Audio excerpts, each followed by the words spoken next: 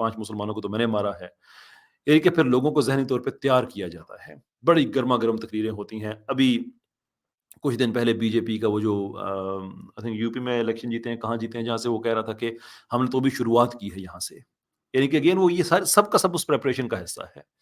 And then persecution, जो persecution है वो होती है कि जब आप लिटरली किसी डिह्यूमनाइजेशन का अगला लेवल है कि आप जुल्म की इंतहा कर देते हैं, जो कि इंडिया में हो रहा है, मुसलमानों के साथ हो रहा है, क्रिश्चियंस के साथ हो रहा है। परसिक्यूट किया जाता है, अदालतों में सुनवाई नहीं है, पहले उनको मारो। यानी कि अभी आपने वीडियो देखा होगा कि पुलिस वाले पब्लिक फ्लॉगिंग कर रहे हैं मुसलमानों को। कोई उन पे इल्ज़ाम लगा है तो कोई ड्यू प्रोसेस फॉलो नहीं किया गया, एफआईआर नहीं काटी गई, अदालत में नहीं लेके गए, पर्चा नहीं काटा गया। अगर काटा भी गया है तो दैट्स ऑल, उसको साइड पे रखो। खंभों के साथ बांध के उनको डंडे मार रहे हैं। अब इनकी सुनवाई कहाँ पे होगी? इंसान क्या कहता है? मैं पुलिस में तुम पे मैं केस कर दूँगा, अदालत में केस करूँगा, पुलिस में मैं एफआईआर कटवा दूँगा। अगर करने वाले खुद ही पुलिस वाले हैं, आप किसके खिलाफ जाएँगे? किससे मुंसफी चाहें, किससे वकील करें? That is the level of persecution वहाँ पे वो फेस कर रहे हैं। और उसके बाद होता है एक्सटर्मिनेशन, फिर मैस लेवल पे कत्लेआम शुरू होता है और आखिरी स्टेज जो होती है वो डिनायल की होती है कि नहीं हमने तो ये किया नहीं है, या फिर आप खुद को डिस्टेंस कर लेते हैं कि नहीं भई हमारा इससे ताल्लुक नहीं था। This is basically how um, the actual structure of the genocide works. सवाल है कि इस वक्त हम कहाँ पे खड़े हुए हैं? इंडिया में इस वक्त हम कहाँ पे खड़े हुए हैं? इंडिया में इस वक्त हम यहाँ पे खड़े हुए हैं, नंबर 8 पे, जो कि आपके सामने है। This is where Assam and Kashmir currently were. ये अल्फाज मेरे नहीं हैं, ये डॉक्टर स्टैंटन के अल्फाज हैं, मैंने अपनी तरफ से ऐड नहीं किए। ये उनके अल्फाज हैं कि यहाँ पे वो खड़े हुए हैं। इससे अगला जो स्टेप है वो कत्लेआम का है जो स्टार्ट होने वाला है, और उसके बाद डिनायल है। यानी कि मैस एक्सटेंशन जो है, एक्सटर्मिनेशन से एक स्टेप फासले पे है इंडिया। डीप स्टेट है उसकी आरएसएस, एक्ट होता है सैफरन टेरर का, प्रोटेक्ट उसको करती है बीजेपी। ये अनहोली ट्रिनिटी वहां पे, और आरएसएस का नाम मैं ले रहा हूं इसलिए कि वो बड़ी ऑर्गेनाइजेशन है, बाकी वीएसयू वगैरह सारे उनके साथ ही हैं। ये उसके उससे हट के नहीं है ये। बहरहाल this is basically something important that we need to understand and know. अच्छा, ये अभी तक जो हमने बात की है, ये जो डोमेस्टिक आरएसएस वाले जो कर रहे हैं, जो उनकी एक्टिविटीज़ हैं, उसके हवाले से अब चलते हैं जो इसका इंटरनेशनल एलिमेंट है, वो क्या है? ये श्री गुरुजी साहब हैं, ये गुरुजी साहब जिनका आगे मैं नाम मुझे भूल गया था, अम, जिनकी वो स्टेटमेंट मैंने आपको आगे बताई थी। अच्छा, वो पाकिस्तान के बारे में, और ये डॉक्टर इकबाल क्रेडिट मैं उनको देना चाहूँगा, ये उनके रिसर्च पेपर से मैंने लिया है। और श्री श्री गुरु जी कहते हैं कि if partition is a settled fact, we are here to unsettle it. There is, in fact, no such thing as settled fact in this world. Things get settled or unsettled solely by the will of man. And man's will is steeled by a spirit of dedication to a cause which he knows to be righteous and glorious. वो पाकिस्तान पे कब्जा करना चाहते हैं और इसको कह रहे हैं कि this is righteous and glorious. एक खुली दहशत गर्दी यूनाइटेड नेशंस के चार्टर के खिलाफ, कि आपके क्लियर वहां पे है कि कोई मुल्क दूसरे मुल्क पे एग्रेशन नहीं कर सकता है, कोई मुल्क दूसरे मुल्क पे एग्रेशन नहीं कर सकता। और उनकी आइडियोलॉजी में ये चीज लिखी हुई है कि नहीं जी हम करेंगे। अखंड भारत का ये आइडिया है उनका कि हम अगर सेटल्ड फैक्ट है ना पार्टीशन, तो अनसेटल करेंगे। कैसे करेंगे? हाउ? कैसे करेंगे बताएं तो सही, कभी किया है आपने कुछ? स्वाई एक 1971 के, और वो भी आप वो 36,000 सोल्जर्स हमारे, आपके खुद आपके जो चीफ ऑफ स्टाफ हैं वो कहते हैं कि पाकिस्तान आर्मी के पास कोई ऑप्शन नहीं था पीछे स्वाई इसके कि उन्होंने जो सफर किया वो करते के स्ट्रेच हुए थे इतने, एंड वी वर उनके एक आदमी के मुकाबले में हमारे 3-3 4-4 लोग थे, और वो रिसोर्सेज उनके पास नहीं थे। गुरिल्ला वॉरफेयर आप लड़ नहीं सकते हैं। मुक्ति बाहिनी को आपने किया, और किसी को अगर गलतफहमी है गुरिल्ला वॉरफेयर की, तो इंडिया ने इंसानी तारीख, माफी चाहूंगा, अमेरिका ने इंसानी तारीख का, अमेरिकन तारीख सिर्फ नहीं, इंसानी तारीख का सबसे बड़ा मिलिट्री ऑपरेटर्स क्रिएट किया अफगानिस्तान में, और 20 साल के बाद शर्मिंदा होकर निकला, इसलिए कि आप गुरिल्ला वॉरफेयर कोई मिलिट्री नहीं कर सकती, वो पाकिस्तान की हो, इंडिया की हो, कहीं की भी हो, वो सिरे से कर ही नहीं सकती है। और वो इंडिया की एक वाहिद ग्लोरी है पाकिस्तान के खिलाफ। बाकी 1948 में यूनाइटेड नेशंस के पास ये गए, 65 में ये गए, कारगिल में अमेरिका के पास ये गए। End of course the fantastic T episode will always remain warm वो चाहे गर्म ही रहेगी हमेशा। तो करोगे कैसे भई? कुछ तरीकाकार खैर करो वो तो हम आपका इंतज़ार करेंगे जब कभी आपको गलतफ़हमी हुई तो दूर कर लीजिएगा। लेकिन अम, अपना बैक टू द आइडिया कि अगर हम आपको कामयाब नहीं होने देंगे तो उसका मतलब ये तो नहीं है कि आपका गंदा इरादा है ही नहीं। गंदा इरादा तो आपका है और आप एक मुल्क चला रहे हैं। अच्छा यहाँ पे मैं in in terms of in in the interest of honesty मैं एक बात कहूँगा कि ये गुरुजी के कुछ चीज़ें ऐसी हैं जिनसे 2006 में आरएसएस ने एसोसिएट किया है कि नहीं हम थोड़ा-सा उनसे ना थोड़ा-सा हम दूर रहना चाहेंगे। लेकिन it doesn't make any difference honestly क्योंकि ग्राउंड पे कुछ यही नहीं हुआ। सिर्फ़ ये कह देना कि हम उनकी कुछ बातों को डिसओन करते हैं इज़ नॉट टू से बाय द वे ये भी उनकी वेबसाइट पे लिखा हुआ है, तो ये तो इससे तो वो डिसओन कर ही नहीं सकते। तो इसलिए ग्राउंड पे कोई तब्दीली नहीं है। अच्छा इंटरनेशनली इस चीज़ को कैसे देखा जा रहा है I think this is something also very important और इस पे हम जो है अपनी बात को ख़त्म करेंगे कि एक आध ये this is the second last slide उसके बाद हम ख़त्म करेंगे कि इंटरनेशनली अब इसको कैसे देखा जा रहा है। सीएनएन में रिपोर्ट किया जा रहा है कि in India's Hindu extremists are calling for genocide against Muslims.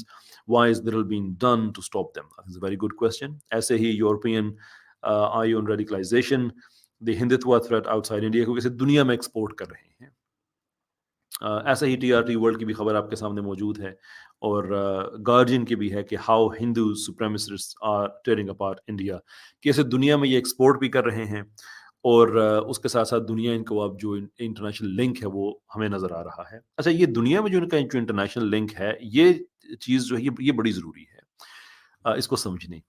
जो एंड्रे ब्रेविक था आपको याद होगा नॉर्वे में जिस दरिंदे ने 90 से ज़्यादा बच्चों को कत्ल कर दिया था, गोलियाँ मार दी थीं और उसने कोई 1500 कुछ पेजेज़ का एक मैनिफेस्टो लिखा था, 1500 कुछ पेजेज़ का, जिसमें अगर मुझे ठीक याद आ रहा है तो 103 पेजेज़ उसके हिंदुत्व आरएसएस की ही इंस्पिरेशन में थे, जो उसने इंस्पिरेशन ली हुई थी, डेडिकेट उसने किया हुआ था। वो उसने डेडिकेट किया हुआ था और ये बात पूरी दुनिया में रिपोर्ट हुई, ना सिर्फ रिपोर्ट हुई, मैं आपको सिर्फ आपको इंडिया का बताऊँ, टाइम्स ऑफ इंडिया ने उसको कि Norway killer pro Hindutva rant has sung screaming over 100 pages उसने डेडिकेट उसने सीखा, इंस्पिरेशन ली। यानी कि आरएसएस से आपने सीखा तो क्या सीखा? बच्चों को कैसे कत्ल करते हैं, दहशतगर्द कैसे बनते हैं, एक्सट्रीमिस्ट कैसे बनते हैं। यानी कि सर्कल आप देखें कैसे पूरा होता है। इसके बाद मैं लिंक ओपन करने लगा हूँ, आप तशरीफ़ लाएँ, इस पे इंशाल्लाह हमारी बात होगी। अ, और मैं कोशिश करूँगा कि आज हमारी बात जो है वो आरएसएस पे ही हो। मैं कोई मैं चाहूँगा कि हमारी टॉपिक हमारा जो है ये जो हिंदुत्व और आरएसएस, सैफ़रन टेरर इन चीज़ों पे ही हमारा हो। अदरवाइज़ हमारी जो सेंट्रलाइज़ेशन है वो गुफ्तगू की ख़त्म हो जाती है। So here is the thing, ये सर्कल जिसकी मैं बात कर रहा था, कि सर्कल हमारा बनता है कि आरएसएस की इंसेप्शन होती है यूरोपियन फ़ैसिस्ट गवर्नमेंट्स, मुसोलिनी, हिटलर, उन लोगों को देख के उनकी इंस्पिरेशन में ये तंज़ीम बनती है और ये इस कदर इसके मुँह को खून लगता है कि यूरोप के दहशतगर्द फिर इससे सीखते हैं कि दहशतगर्दी कैसे की जाती है। नाउ तरक्की हो तो फिर ऐसी हो ना। इस पे मैं अब खोलता हूँ अपना लिंक, आइए तशरीफ़ लाइए, बातचीत करते हैं। जैसे कि मैंने अर्ज़ किया कि आज मेरी कोशिश होगी कि जितना मैक्सिमम हम बात कर सकें, इसी टॉपिक पे कर सकें, ताकि बात जो हमारी है वो अ, आगे रहे। अच्छा मैं 2 कमेंट्स भी देख रहा हूँ साथ-साथ, हाँ, sorry these people can be really, really, really funny. Anyway जो हमारी बात हो रही थी आरएसएस के हवाले से, हिंदुत्व के हवाले से, आज हमने बात की है आरएसएस की। अगली जो हमारी 2 एपिसोड्स हैं उसमें हम बात करेंगे कि सैफ़रन टेरर में कौन-कौन सी तंज़ीमें शामिल हैं और टेरर में कौन-कौन सी ऐसी जो तंज़ीमें जो जिनके लिंक्स इंडियन गवर्नमेंट के साथ हैं। तो जो इंडिविजुअल आज तो हम लोग की जो पॉलिसी है उस पे हमने बात की है। इंडिविजुअल कहाँ पे बम ब्लास्ट इन्होंने किया, कहाँ पे क्या किया वो तो मैंने कोई कोई ऐसी बात की नहीं है। तो विद द टाइम इंशाल्लाह हम उसी पे ही बात करेंगे। अच्छा, एक चीज़ मैं कहूँगा कि हमारे पाकिस्तानी भाई भी आएँगे, हमारे इंडियन भाई भी आएँगे। आपको पता है कि मेरी बात आपको बुरी लग सकती है, ये पॉसिबल है। That's quite a possibility. लेकिन मेरी बात में आपको किसी की इंसल्ट नहीं लगेगी। यानी कि इवन मैं हिंदुत्व की बात कर रहा हूँ, तो मैंने सारे एपिसोड में कहीं हिंदुइज़्म का ज़िक्र नहीं किया, बल्कि सेपरेट किया राइट एट द आउटसेट कि हिंदुइज़्म और चीज़ है, हिंदुत्व और चीज़ है। जो हमारा हिंदुइज़्म से डिसएग्रीमेंट है, वो भी पब्लिक रिकॉर्ड का हिस्सा है। बट ये सारी तमहीद मैं इसलिए बाँध रहा हूँ कि आप डिफेंस करें आरएसएस का, वो आपका राइट बनता है, मैंने इसीलिए लिंक ओपन किया है, लेकिन रिस्पेक्ट से करें। आप आरएसएस के खिलाफ बात करना चाहते हैं, वो आपका राइट है, मैंने लिंक इसलिए ओपन किया है, लेकिन रिस्पेक्ट से। ना हिंदुइज़्म के खिलाफ कुछ कहा जाएगा, ना जो सेक्रेड पर्सनैलिटीज़ हैं हिंदुइज़्म की, उनके बारे में कुछ कहा जाएगा। ये पॉलिटिकल बात हो रही है, तो पॉलिटिकल होगी, तो काइंडली जो रिस्पेक्ट है, इसका ख़्याल रखिएगा। मैं उम्मीद करता हूँ कि आप सब जो हैं ये इस चीज़ का ख़्याल रखेंगे। मुझे ज़्यादा अच्छा लगेगा जो मैंने बातें की हैं, मुझसे कोई इसका एविडेंस माँगे, कहे कि नहीं आपने ये कहा है, वो कहा है, इसलिए कि मैं कोशिश करता हूँ कि एविडेंस के बगैर बात ना करूँ। अच्छा, सबसे पहले हमारे पास जो साहब तशरीफ़ लाए हैं, वो हैं जनाब जय जोशी साहब। आप इंडियन हैं। जय ब्रदर, 1 सेकंड मुझे दीजिएगा। I quickly need to do one thing. I just need to do the time recordings. It helps me create the chapters later on. अच्छा, टाइम हमारे पास हो गया है 41 minutes into it we are. जी जोशी साहब, वेलकम ऑन बोर्ड। क्या कहना चाहेंगे आप? नमस्कार। जी वेलकम ऑन बोर्ड। ग्रीटिंग्स, कैसे हैं?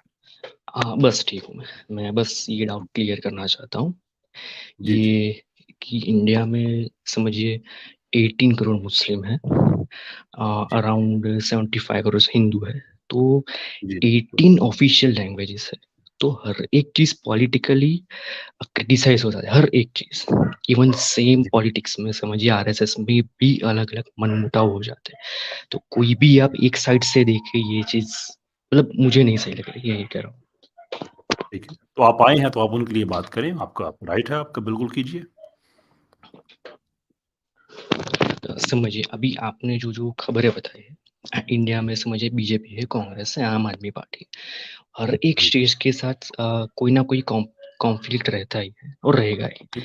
तो हर एक सही। लेफ्ट विंग भी कुछ लिखती है, समझिए अल जजीरा है, फिर हिंदुस्तान टाइम्स है, टाइम्स ऑफ इंडिया, उसमें हर एक जी लेफ्ट विंग के भी लिखते हैं, और कुछ डिफेंड करने लिबरल मुस्लिम्स भी आते हैं, कुछ ओपोज करने एक्सट्रीम मुस्लिम्स भी आते हैं, कुछ सपोर्ट करने हिंदू ठीक। भी आते हैं। तो मैं सच सही। में नहीं समझ पा रहा हूँ कि कोई भी एक साइड लेना सही है या गलत है। ये चीज़ बहुत ही देखें, अनसर्टेन है जय, ये बड़ा चीज़। बड़ा अच्छा आपने क्वेश्चन किया। अब आप देखेंगे कि इस सारी जितनी भी मैंने पब्लिकेशन यहाँ पे मैंने की है, एक तो मैंने रेफरेंस बेस्ड की है, और दूसरे, अगर एक चीज़ आरएसएस की अपनी वेबसाइट पे लिखी हुई है, जो आप चाहें तो मैं आपको लाइव दिखा सकता हूँ अभी स्क्रीन शेयर करके, अगर आप चाहें तो उसमें फिर ये तो नहीं हो सकता कि अल जज़ीरा ने कुछ डिस्टॉर्ट कर दिया है, या कोई पाकिस्तानी आउटलेट था मीडिया का उसने कर दिया है, या किसी लिबरल मुस्लिम ने कर दिया है, तो वो तो हम नहीं कह सकते ना फिर। अगर वो खबर एक आई है और दुनिया के मुख्तलिफ मीडिया से आई है, तो फिर भी हम नहीं कह सकते। अगर आपकी अपनी वेबसाइट से आ रही है, तो फिर भी हम नहीं कह सकते। इश्यू ये नहीं है, ब्रदर, इश्यू ये है कि आरएसएस, हम जानते हैं कि इंडिया की डीप डीप स्टेट है। इंडिया में कुछ भी नहीं होता आरएसएस की मर्ज़ी के खिलाफ, और इंडिया में जो गवर्नमेंट है, वो उनका पॉलिटिकल विंग है। ना ये है वो फैक्ट्स। इसके साथ एक फैक्ट ये है कि जब से ये गवर्नमेंट पावर में आई है, तब से आप मुझे बताएँ कि जो माइनॉरिटीज़ हैं, वो पहले से बेहतर ज़िंदगी गुज़ार रही हैं या पहले से बदतर ज़िंदगी गुज़ार रही हैं?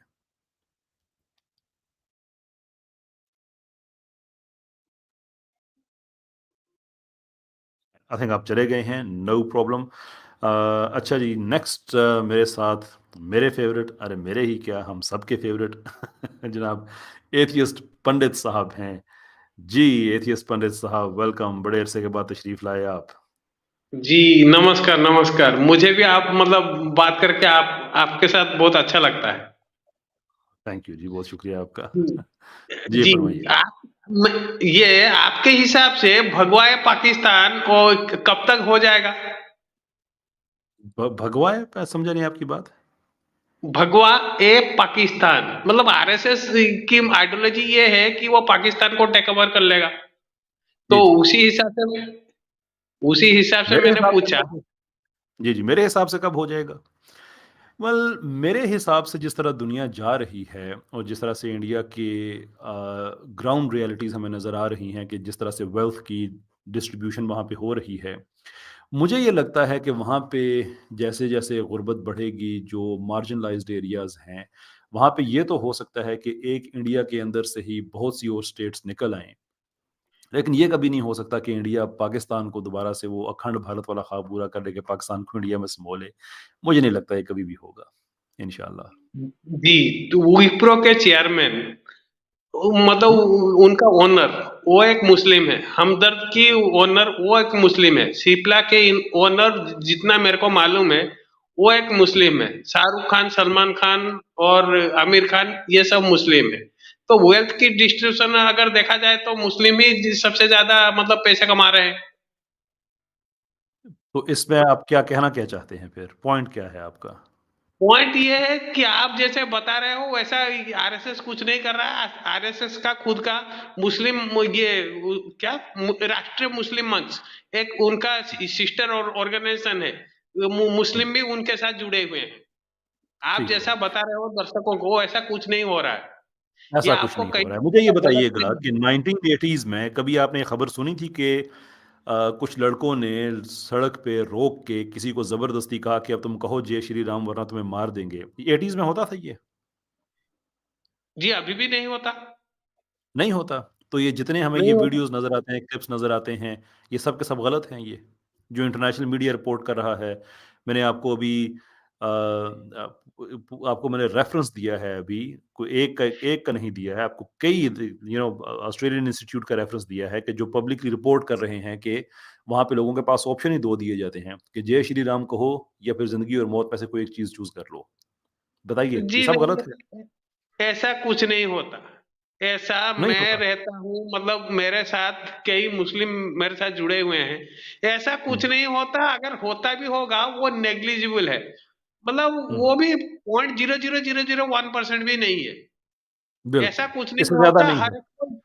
हर एक को इक्वल अपॉर्चुनिटी यहाँ पे है। बल्कि अगर आप देखो तो मुस्लिमों को ज्यादा सहूलियत हिंदुस्तान में मिलता है। ठीक है।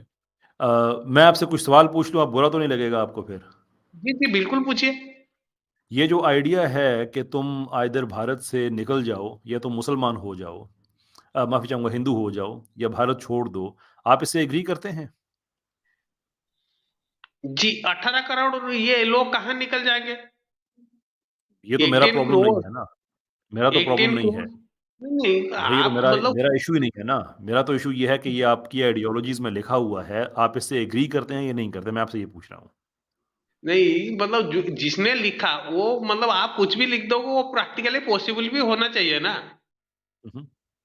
हाँ, प्रैक्टिकली पॉसिबल होना चाहिए, लेकिन अगर एक आदमी कहता है कि मैं उठ के सारी दुनिया को मार दूँगा, तो मैं इस बेस पे ये तो नहीं कहूँगा कि हाँ, ठीक ही कह रहा है इसलिए कि प्रैक्टिकली पॉसिबल नहीं है।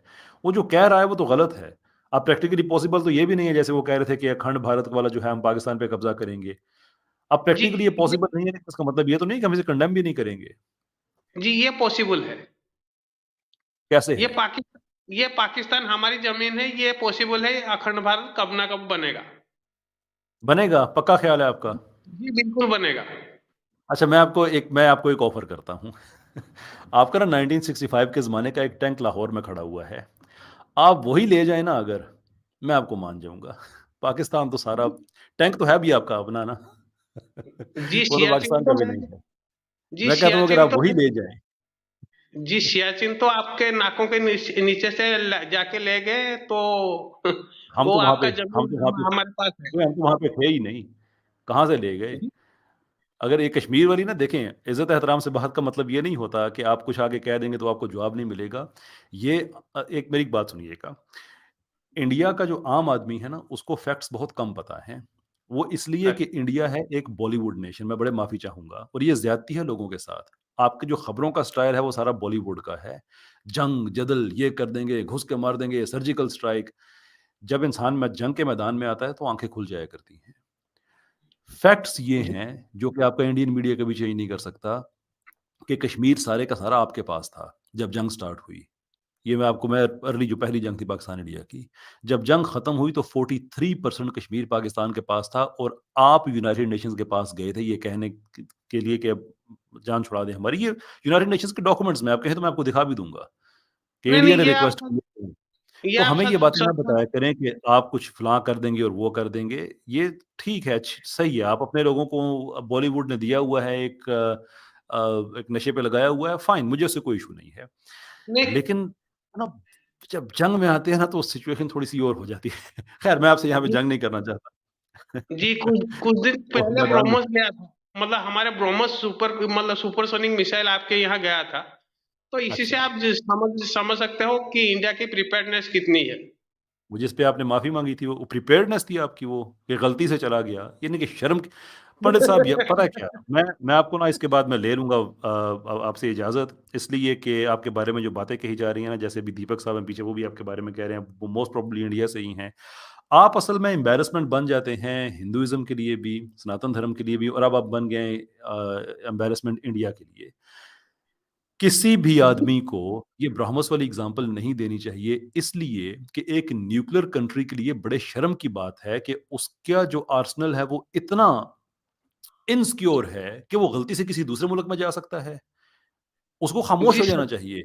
लेकिन आपकी जो एम्बैरेसमेंट है वो आप खुद को एम्बैरेस कर रहे हैं ये बता के कि हम इतने निकम्मे हैं, इतने हम इनसिक्योर हैं, हमारा सिस्टम इतना इनसिक्योर है कि हमारा मिसाइल दूसरे मुल्क में जाके गिरा। अब वो गलती से गिरा था वो एक और चीज़ है। जी, जो सच्चाई अभिनंदन है दुनिया को वो तो मालूम गलती से नहीं आया था ना। अभिनंदन तो जानबूझ के आया था, गलती से तो नहीं आया था। गलती की एक जी, और बात सच्चा है, वो आपने बात खत्म कर दी, ठीक है, हमने भी खत्म कर दी, जो गलती से आ गया, कोई बात नहीं है। लेकिन खुदा का खौफ करो भाई।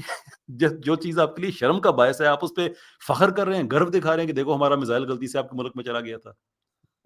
जी, कम दुनिया ऑन को करो। सच्चाई मालूम है, आपको भी मालूम अच्छा है। अच्छा, मैं अब आपसे कोई इजाज़त चाह रहा हूँ सिर्फ़ इस वजह से कि ये इल्ज़ाम मुझ पे लग जाएगा कि आप प्लांटेड बंदे हैं, असल में आप हमारे पेरोल पे हैं, इसलिए कभी आप आके सनातन धर्म की धज्जियाँ उड़ा के चले जाते हैं। कभी वो चीज़ें जो इंडिया के लिए एम्बैरेसिंग होती हैं, उन पे आप फ़ख्र करना शुरू कर देते हैं। तो मैं नहीं चाहता मुझ पे ये इल्ज़ाम लगे। वैसे बाख़ुदा आप किसी और आदमी की स्ट्रीम में जाए, वो आपसे इंडिया के बारे में वो बातें आपके मुँह से उगलवाएगा कि but I don't want to cause that embarrassment. I don't think you are the right person to represent India और हिंदुइज़्म 5000 साल पुरानी आपकी तहज़ीब है। इंडिया एक हम कहते हैं कि दुनिया की बड़ी डेमोक्रेसी है अगरचे गलत हाथों में है इस वक्त there is a lot to good to be offered from India अच्छे लोग हैं पढ़े लिखे लोग हैं बहुत कुछ हैं आई थिंक उनमें से कोई आदमी आके अगर इंडिया को रिप्रेजेंट करे तो वो ज्यादा बात बेहतर होगी पंडित जी माइंड ना कीजिएगा I don't think you are the right person to do that बुरा तो नहीं मानेंगे मेरी बातें सुन के जी, बिल्कुल नहीं, बिल्कुल नहीं। हम्म, इंडिया एक डेमोक्रेसी जैसे आपने बताया, इंडिया एक डेमोक्रेसी है और लोगों ने जो भी पीएम है, लोगों ने उनको चुना है। मैं समझता हम्म, हूँ India is in the right hand और मैं भी सही इंसान हूँ मतलब एज़ अ डिप्लोमैट या इंडिया में अगर आप अपने आप को डिप्लोमैट समझता हूँ, आप पाकिस्तान के डिप्लोमैट हैं। हम दोनों बात कर रहे हैं, अच्छा मैं समझता जी हूँ मैं सही आदमी हूँ इंडिया को सही रिप्रेज़ेंट करने के लिए। अरे वो आपका राइट है वो आपका राइट है हाउएवर आखिरी बात और उसके बाद मैं आपसे इजाज़त चाहूँगा वो ये है कि आज हमने बात की आरएसएस पे हमने बात की हिंदुत्व पे एक्सट्रीमिज्म पे आप उनकी तरफ से डिफेंस करने आए हैं और आप देख लें कि आपने डिफेंस क्या किया है कि हम पाकिस्तान पे कब्जा कर लेंगे हमारा ब्रह्मस चला गया था तो मैं जितनी देर से मैं बात कर रहा था अगर ये हो सकता है कि किसी इंडिपेंडेंट आदमी को जो उर्दू बोलता है जैसे कोई आदमी श्रीलंका का हो या बांग्लादेश का हो उनमें से कई लोग हैं जो हमारी पाकिस्तान इंडिया की ज़ुबान को समझते हैं, तो उसको शायद ये लग रहा हो कि मैं बायस्ड हूँ। लेकिन आपकी बातें सुनने के बाद वो पक्का हो जाएगा कि एक्चुअली आप लोगों में एक्सट्रीमिज़्म है, पॉलिटिकल एक्सट्रीमिज़्म आप लोगों में पाया जाता है। ठीक है सर, बहुत अच्छा लगा, ठीक है, आप तशरीफ़ लाए। Okay, thank you next very time आपसे मच। बात होती है। थैंक यू जी, बहुत-बहुत शुक्रिया आपका। अच्छा मसीही मुस्लिम साहब आप मेरे साथ हैं लेकिन चूँकि आपका टॉपिक बड़ा अजीब-व-गरीब हुआ करता है, so I am very sorry I can not take you on board again I say this with respect sir. क्योंकि आज का हमारा टॉपिक जो है उसकी नेचर टोटली ही डिफरेंट है। मेरे साथ दीपक साहब हैं, मैं उनको लूँगा, फिर जर्नो हिंदी हैं, फैसल हैं, नवीद आलम हैं, अली रिस्पॉन्स हैं, प्योर ह्यूमन, सैफन शेख। ये ऑर्डर में आगे-पीछे हो सकता है इसलिए कि लोग आते-जाते रहते हैं, तो उससे थोड़ी-सी वो चीज़ हो सकती है आगे-पीछे, उसकी माज़रत but quickly let me take Deepak साहब काफ़ी देर से कुछ बात करना चाह रहे हैं। दीपक साहब वेलकम ऑन बोर्ड जनाब, क्या कहना चाहेंगे आप? सर मैं ये कहना चाहूँगा कि सर आरएसएस वालों ने एक नई दीपक साहब आइडियोलॉजी लाए हैं। वो आप लाइव हैं, क्या कहना चाहेंगे? हाँ, वो कह रहे हैं कि अब जो है हिंदुओं को नमाज़ पढ़ना चाहिए लेकिन ईस्ट की तरफ मुँह करके, दीपक आपकी वेस्ट आवाज़ की बड़े बुरे तरफ नहीं तरीके से कट जिससे रही है ब्रदर। हाँ, क्योंकि जिससे दीपक मैं जिससे आपको बैक स्टेज पे भेज रहा हूँ स्ट्रीम से आपको मैं रिमूव नहीं कर रहा। अपने माइक या इंटरनेट को आप देखिएगा जब आपका ठीक हो गया तो मुझे प्राइवेट पे मैसेज कर दीजिएगा बैक एंड पे, मैं आपको इंशाल्लाह अज़ीज़ मैं ले लेता हूँ। In the meantime, let me quickly go to जनाब जर्नो हिंदी। जी जर्नो हिंदी, क्या कहना चाहेंगे आप? जी, अस्सलाम वालेकुम रहमतुल्लाहि वबरकातुहू। वालेकुम अस्सलाम जनाब, कैसे हैं आप? मैं ठीक हूँ, आप कैसे हैं कैसर भाई? अल्लाह का शुक्र जी, बिल्कुल ठीक ठाक। फरमाइए सर, क्या कहना चाहते हैं? बहुत ज़बरदस्त आपका प्रेजेंटेशन रहा और मैं ज़्यादा थैंक वक्त बिल्कुल नहीं लूँगा। बस मैं ना 2-3 पैराग्राफ पढ़ता हूँ और सिर्फ सुन करके आप एक कमेंट कीजिएगा कि ये जी। लिखने वाला कैसा सोचने वाला होगा और वो क्या साबित करना चाह रहा है।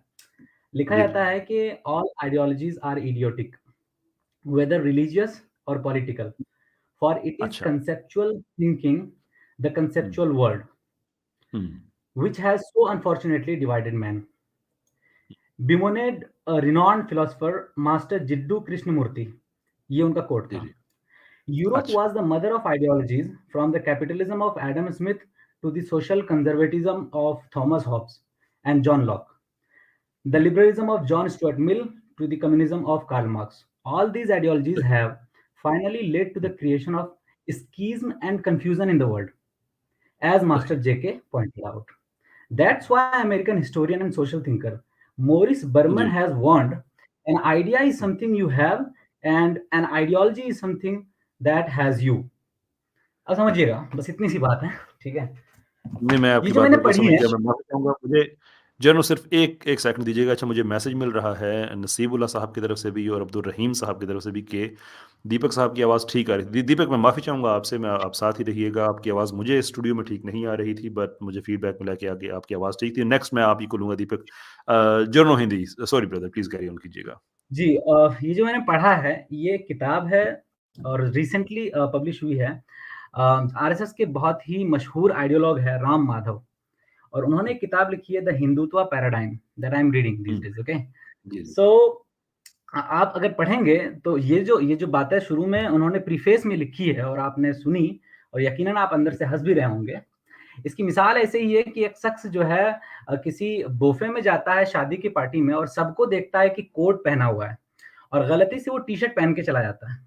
तो बजाय इस बात को इकरार करने के कि मुझे भी शायद कोट पहन के आना चाहिए था ताकि मैं सबकी तरह लगता और मैं compete कर सकता था सबसे, वो ये कहना शुरू कर दे कि बुफे में आने के लिए ना कोट पहनना is not a good thing. Instead of that अगर टी शर्ट पहने तो सही है, क्योंकि टी शर्ट पे आप कोट भी डाल सकते हैं, ये भी डाल सकते हैं, वो भी डाल सकते हैं। आप समझ रहे हैं? जी जी। So, since you do not have an ideology, you start your book by saying that ideology इतनी बुरी है कि that has you and idea is what you have. Okay, तो ये पूरा प्रीफेस है, बहुत सारी बातें की जा सकती है, लेकिन मैं आपको बताऊं कि जी। आपका जो आज का प्रेजेंटेशन था वो बहुत जबरदस्त था और उनके एक आइडियोलॉग की सोच अपने आप में प्रदर्शित करती है कि हकीकतन इनके पास अगर फिक्री मवाद है तो वो क्या है, कुछ भी नहीं है। मेरी पिछले दिनों एक मुलाकात हुई एक भाई से, वो आरएसएस से ताल्लुक रखते थे। मैंने बोला आपका इकोनॉमिक सिस्टम क्या रहेगा? कहते हैं कैपिटलिज्म। मैं हंस पड़ा, क्योंकि अगर आपके पास आइडियोलॉजी है तो आप दूसरे से क्या ले रहे हैं, आपका कहाँ है? That's interesting point. That is interesting point. जर्नो, आप म्यूट हो गए हैं किसी वजह से, आई डोंट नो क्या हुआ है। जी, जी, जी, अभी ठीक है। हाँ जी, जी, बिल्कुल ठीक है। अच्छा, ये जो हमारी जो मैं एक बात बहुत दफ़ा कहा करता हूँ कि किसी भी जो हम क्लेम करते हैं तो उसकी एक ट्रूथ वैल्यू होती है, लेकिन वो ट्रूथ वैल्यू जानने के लिए ज़रूरी होता है कि, या जानने के लिए एक इम्पोर्टेंट पॉइंट है कि वो क्या है, कि जो क्लेम है उस ट्रूथ वैल्यू को उस क्लेम के ऊपर ही अप्लाई करके देखें तो सच झूठ का पता चल जाता है। So for example, for anyone to say कि ये जो आइडियोलॉजीज़ होती हैं, माफ़ी चाहूँगा सस्ते लफ्ज़ के लिए, कि अगर ये बकवास होती हैं, फजूल होती हैं, तो ये भी किसी ने आइडिया दिया ही है ना। तो ideology is set of ideas. तो अगर सारी बकवास होती हैं तो वेरी फैक्ट कि जो आप बात कह रहे हैं ये बकवासियत यहाँ से स्टार्ट होगी। There is no reason to take you seriously, लेकिन आप खुद कह बात। तो मेरा खैर, बड़े सिंपल सा मजे कहना है सर भाई कि what is ideology? Ideology is idea with method. An idea which has a method for its application is ideology. If you are saying that idea is good but ideology is bad, it means that you are saying that you just keep thinking about good things, but you should not keep any sort of method that should be used in order to apply, in order to do the application of that particular idea that you are thinking that is a great idea.